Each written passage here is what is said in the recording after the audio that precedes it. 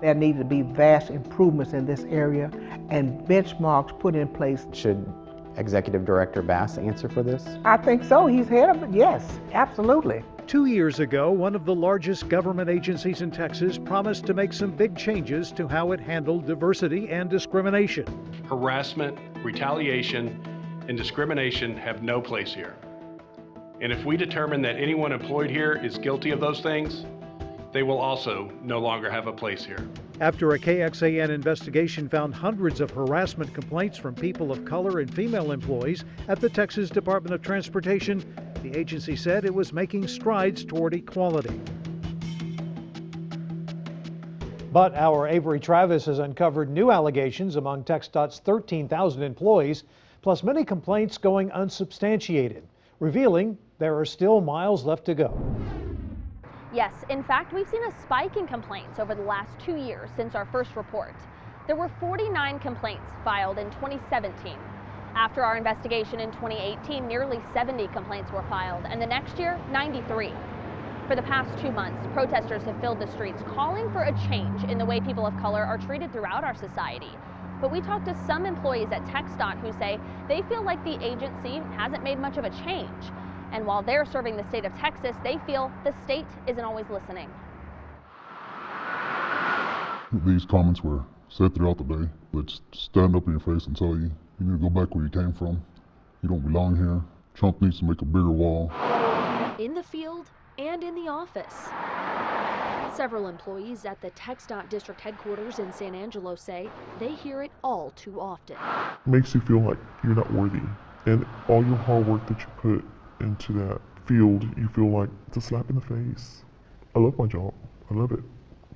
But it's just certain people that make it impossible for you to do your job. In order to keep their jobs, these employees asked to remain anonymous as they detailed the racial jokes and even slurs they say still sting.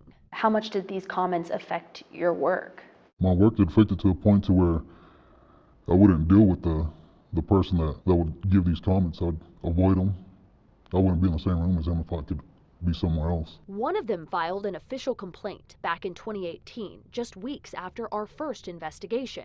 According to agency documents, this employee, who is a person of color, reported hearing things like, "This is America, speak English," and jokes about the Ku Klux Klan like, "I'll go home and get my white sheet and take care of this." When TxDOT investigated the complaint, they found multiple employees were concerned, and one told them, "Everyone in this section jokes around, but some take it to the extreme."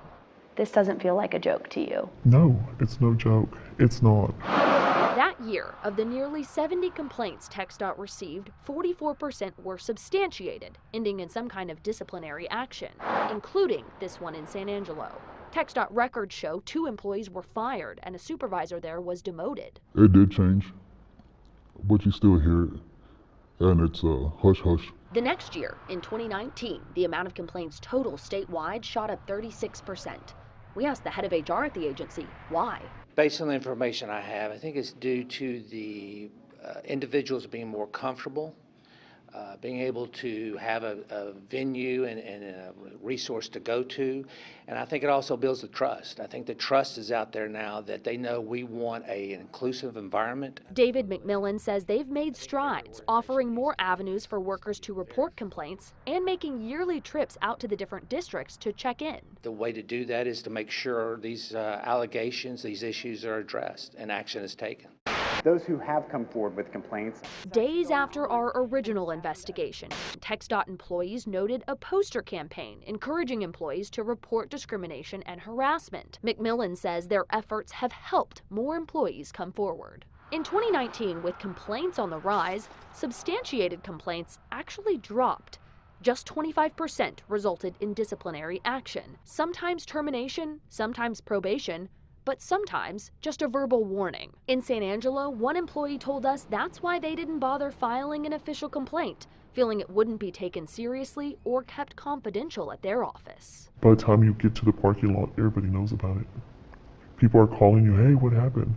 And you're like, "How did they know about it?" It's very hard. It's very hard seeing that when you feel that you've gone up the chain of command and then you just feel that you're being ignored. Do you think, though, on the whole, that employees are happy with how they're being treated? I think on a whole, I think our employees are feeling more and more respected due to this trust. I feel like any individual that comes up with a complaint, we need to treat it like if it was my family. McMillan also noted TxDOT is still trying to recruit a more diverse workforce, targeting universities and associations for women and minorities. Yet TxDOT employment data shows in 2018 fewer than half of applicants were white, but ended up filling more than 55% of openings at the agency. The next year, 2% fewer of their applicants were white, but took 56% of the open jobs. This all comes after a 2017 legislative audit found TxDOT was falling short of equal opportunity standards for Black, Hispanic, and female workers. And lawmakers on the State House Transportation Committee were calling for change. There need to be vast improvements in this area and benchmarks put in place. It's time for TxDOT to wake up to the year 2018 and understand that that can't be allowed. The House Committee on Transportation will now come to order. But 2 years later, no action on this issue from the same committee. We reached out to more than a dozen lawmakers who've rotated onto the committee tasked with overseeing TxDOT to hear what progress they've seen from the agency. Several declined to comment. Most never responded. The employees in San Angelo tell us the silence hurts nearly as much as the jokes and harassment. It's gotten to the point where you don't even want to go to work because you know that you're going to face something when you go. And you think a lot of it boils down to the color of your skin? Yes. I don't think I know it does. We reached out to lawmakers in San Angelo to get their reaction, and Representative Drew Darby told us in part, we need to trust the leadership at TxDOT to be strong and create an environment that's safe and welcoming for everyone. He also said he'd continue to monitor the issue specifically at the San Angelo district office. We've also begun looking into avenues employees might have to file a complaint outside the organization. We found the Texas Workforce Commission's Civil Rights Unit investigates whether discrimination happened under the Texas Labor Code. They work in partnership with the Equal Employment Opportunity Commission at the federal level to process any allegations. We'll have a look at TWC's numbers for TxDOT and other state agencies for you very soon. For now, back to you. Thank you, Avery. In the weeks since we started asking questions, one of those San Angelo employees called to let us know their division actually hired a new manager. They feel that person is helping to make changes to the culture of the office for the first time. You may remember 2 years ago, KXAN investigators highlighted gender disparities in the TxDOT workforce. We found the bulk of complaints were about sexual harassment. Even after the spotlight put on sexual harassment and discrimination by the Me Too movement the past few years, still 14 complaints of sexual harassment were substantiated in 2018 and 2019. We also discovered in TxDOT data, women made up more than 30% of job applicants both of those years, but just more than 24% of new hires, meaning 3/4 of the agency's newest employees were still men.